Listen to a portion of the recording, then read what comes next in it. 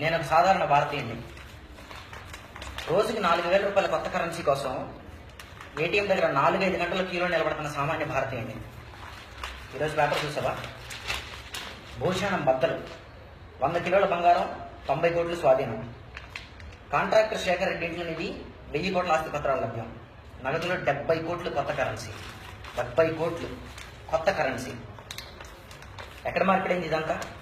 Reserve bank నుంచి వస్తున్న ప్రతి రూపాయి బ్యాంకులకే కదా వస్తుంది. అంటే మొత్తం అంతా బ్యాంకుల నుంచే జరుగుతుంది తతంగం అంతా. ఇది ఈ బ్లాక్ మనీ ఉన్న వాళ్ళు మొత్తం మార్చేసుకుంటున్నారు.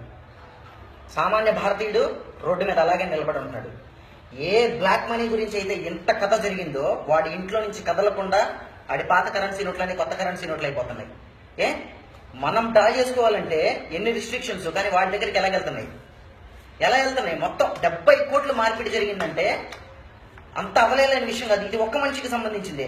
కానీ దేశంలో ఎన్ని కోట్ల రూపాయల బ్లాక్ మనీ, ఎన్ని కోట్ల రూపాయల పాత కరెన్సీ బయట అయిపోయింది ట్రాన్సాక్షన్స్ లోకి రాకుండా.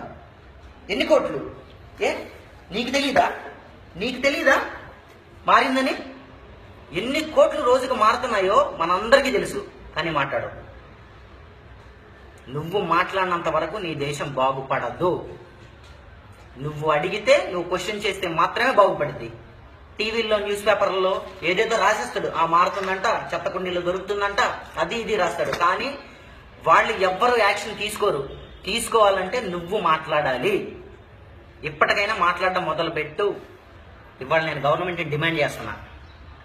రిజర్వ్ బ్యాంక్ నుంచి కొత్తగా రిలీజ్ అయిన కొత్త కరెన్సీ ప్రతి ఒక్క దానికి మీ దగ్గర లెక్క ఉందా? ఎవరికెంత వెళ్ళిందో మీ దగ్గర లెక్క ఉంటే అది మాకు కావాలి. డిసెంబర్ 31కి పాత నోట్లు డిపాజిట్ చేయడం క్లోజ్ అయిపోతుంది కదా. జనవరి 5వ తారీఖు మాకు లెక్క కావాలి. మీరు రిలీజ్ చేసిన కరెన్సీ మొత్తం లెక్కలోనే ఉందా? ఆ విషయం మాకు తెలియాలి. మేము పేపర్లో చూడాలి. అది ఒకవేళ లేదా, కరెన్సీ మొత్తం, మీరు రిలీజ్ చేసిన కరెన్సీ మొత్తం లెక్కల్లో లేకుండా మళ్ళీ బ్లాక్ మనీ కింద కన్వర్ట్ అయిందా, ఎక్కడికి వెళ్ళిందో కూడా మాకు తెలియాలి.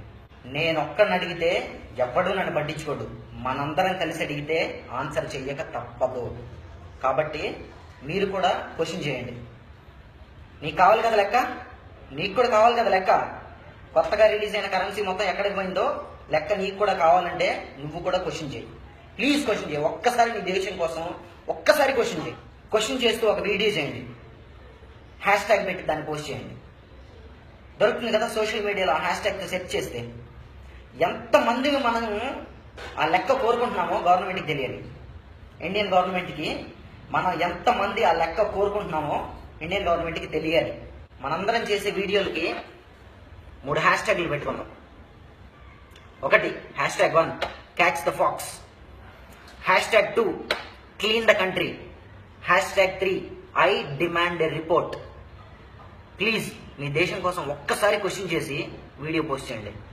చేతిలో ఫోన్ ఉంటుంది కదా, చిన్న వీడియో, ఒక్కసారి ప్లీజ్ క్లీన్ ద కంట్రీ.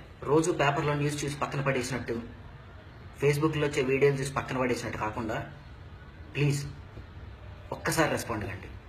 మన దేశాన్ని మనం బాగు చేసుకోవచ్చు. ఈ బ్లాక్ మనీ ఉన్న వాళ్ళందరినీ పరుగులు పెట్టించవచ్చు. Please respond, please.